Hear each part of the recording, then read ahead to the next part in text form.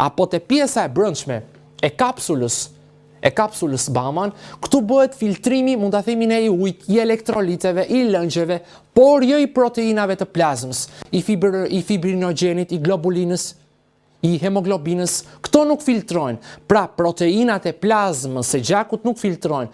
Por në qoftë se ne do të kemi një inflamacion viral bakterial, apo një inflamacion që do të kemi dobësim të filtrit, apo dëmtim të epitelit skuamoz, dëmtim të epitelit kolumnar, dëmtim të mezotelit, pra të indit lidhor të veshkës, do të kemi një glomerulonefrit, një pielonefrit latent të fshehur dhe ulja apo dobësim të filtracionit glomerulo interstitiotubulorenal, atëherë trupi jon do të fillojë që të ketë një rritje të përmbajtjes së lëngjeve, pra do të mbaj lëngje. Dhe në qoftë se mbajnë lëngje, do të rritet niveli natriumit. Dhe në rritja e nivelit natriumit bën të mundur formimin e edemave.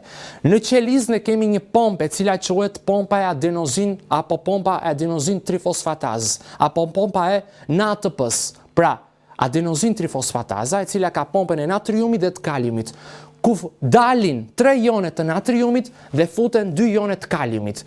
Por në qoftë se del shumë natrium, atëherë do të hyjnë dhe ionet kalciumit, dhe kështu që do të kemi një përmbytje të citoplazmës, pra të organeleve të tjera, e cila do të manifestohet me inflamacion, me një edem. Edema do të thotë grumbullim i lëngjeve të papastra apo likuidiene në struktura të ndryshme intersticiale.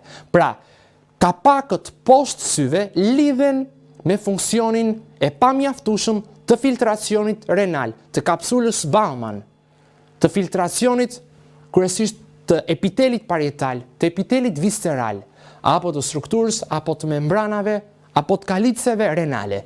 Vim dhe tek një imazh tjetër, si lidhet inflamacioni i kapakëve poshtë syve.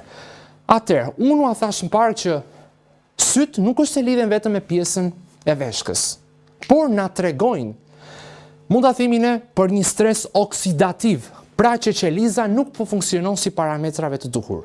Pra, syt, në qoftë se lidhen me veshkën, atëherë dhe veshka lidhet me një parametër tjetër.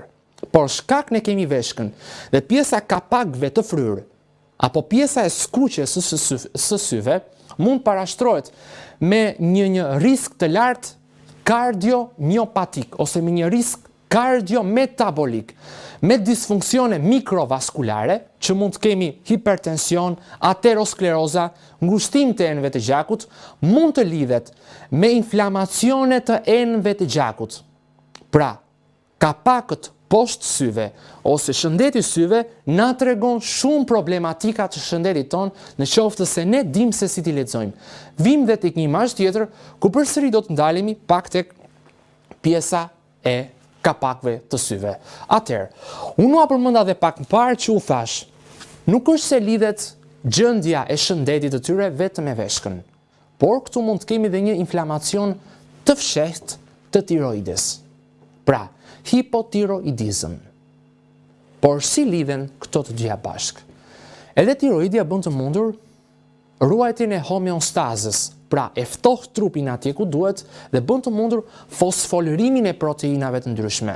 Nxit, mund ta themi ne, funksionin e mitokondrisë, nxit gradientin elektrokimik, nxit gradientin kimik, nxit gradientin fizik, duke bërë të mundur ngrohjen e shtratit të brendshëm të mitokondrisë.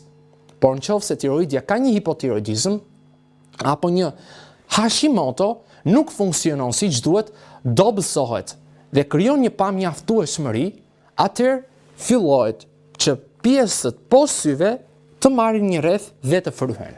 Pra, inflamacion i fshehtë i tiroides, si dhe inflamacion i fshehtë i veshkës, të cilat lidhen dhe me problemet e tjera shëndetësore. Vim tani dhe tek një imazh tjetër. Por këto probleme nuk është se ndalen vetëm me kaq. Sepse gjithnjë nëse ne kuptojmë se si funksionon fiziologjia jon, atëherë kuptojmë dhe organet e tjera. Lidhet edhe me rezistencën e insulinës. Sepse nivelet e larta të sheqerit mbajnë krip në trup. Dhe depozitimi i sheqerit kërkon potasium, kërkon kalium.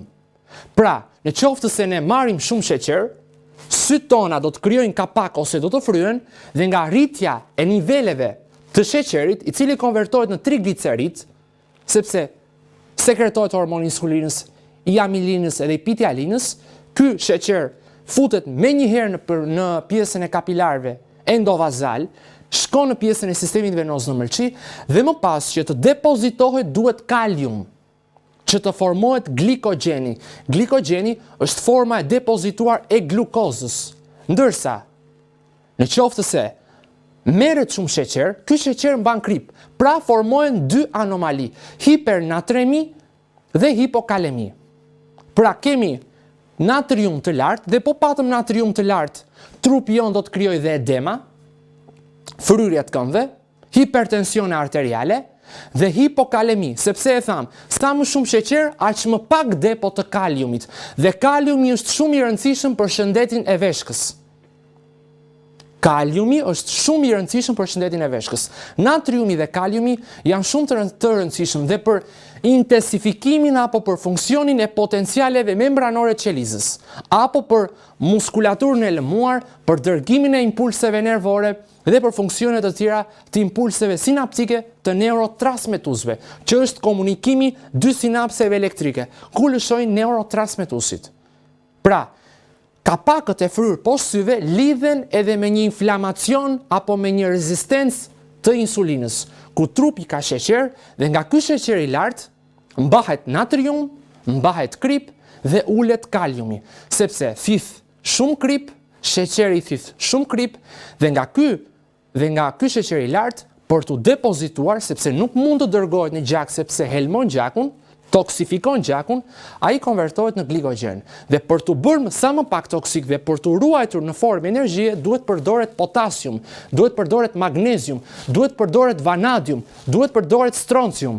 Pra ka një pagesë depozitimi i glikogenit. Vim dhe tek një imazh tjetër për të përshkruar më mirë se çfarë na ndodh kur ne kemi kapakët poshtë syve. Mëlçia na bëhet dhe toksike, sepse a e dini që në qoftë se ne përdorim shumë sheqer, sheqeri kryesisht në trupin e fëmijëve, ose sheqeri kur arrin në mikrobiomën e fëmijëve, ushqen kandidën. Kandida është një kërpull ku e kemi të gjithë, dhe inflamacioni i saj shoqërohet me Candida albicans. Dhe Candida konsumon sheqerin dhe ky sheqer konvertohet në acetaldehid dhe pas acetaldehidit në ky acetaldehid, kjo molekul për të bërë sa më pak toksike, shkon në mëlçi dhe konvertohet në etilalkol. Pra, pjesa e sheqerit të industrializuar, sheqeri rafinuar, sheqeri i bardh, sheqeri i përpunuar, i cili ndodhet në shumë produkte të mbyllura, lidhet me inflamacione të cilat ne nuk mund t'ia dimë origjinën. Vim tani dhe tek një imazh tjetër, ku përsëri me këto ilustrime, pra vetëm me një interpretim apo me një shpjegim ku njohëm edhe bazën se si këto problematika zhvillohen, ne kuptuam shumë gjëra.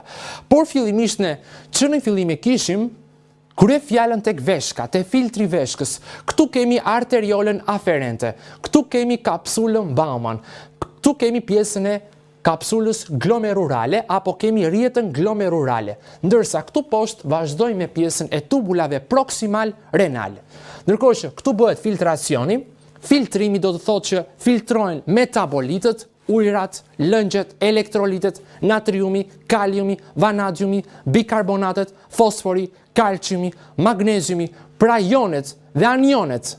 Ndërkohë që pas filtrimit, ato përsëri shkojnë dhe kalojnë në pjesën e kapsulës Baumann, e lën kapsulën Baumann, e lën pjesën e epitelit visceral dhe parietal, kalojnë nëpërmjet kapsulës edhe shkojnë në pjesën e tubulave proksimal për të ripërthithur. Pra, një pjesë ripërthithet dhe një pjesë dërgohet jashtë, sepse nuk duhet. E ndërkohë që sheqeri i lartë e dëmton këtë pjesë këtu dhe bën të mundur një çrregullim të osmolaritetit dhe një çrregullim të balancës elektrolitike, ku dobëson funksionin e filtrit të veshkave. Pra, nga kapakët e fryrë poshtë syve, ne mund të kuptojmë shumë gjëra. Kalojmë tek një imazh tjetër ku ndërkohë që e dim shumë se si këto problematika mund të bëhen. Dhe këtu kemi një dëmtim që ka ardhur mund ta themi ne nga këto problematika. Dhe kush mund të kontribojë nëse ne kemi këto sy të fryrë ose me kapak të fryrë. Si fillim mirë, duhet të ulim indeksin e ushqimeve me karbonhidrate, pra nuk duhet përdorim shumë karbonhidrate, jo shumë kafeinë, patjetër që alkool jo, duhan jo, duhet përdorim sa më shumë avokado, panxar, brokoli, ushqime të cilat përmbajnë polifenol, që të parandalojmë dhe dëmtimin e fijeve të nervave optik.